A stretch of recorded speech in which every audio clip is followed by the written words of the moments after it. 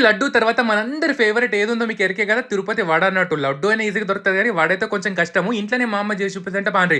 ముందుగానే చెప్తున్నా అంత పర్ఫెక్ట్ టేస్ట్ రాదు గానీ, టేస్ట్ అయితే మంచిగుంటది. ఎందుకంటే దేవుడితో పెట్టిన ప్రసాదంతో మనం కంపేర్ చేయలేం గదా!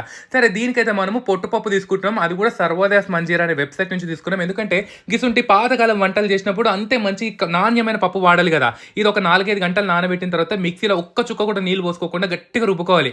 మిరియాలు, జీలకర్ర, ఉప్పు ఇట్లా కల్వంలో కచ్చపక్క దంచుకోవాలి. మిక్సీలో అస్సలు ఏసుకోకుండ్రి.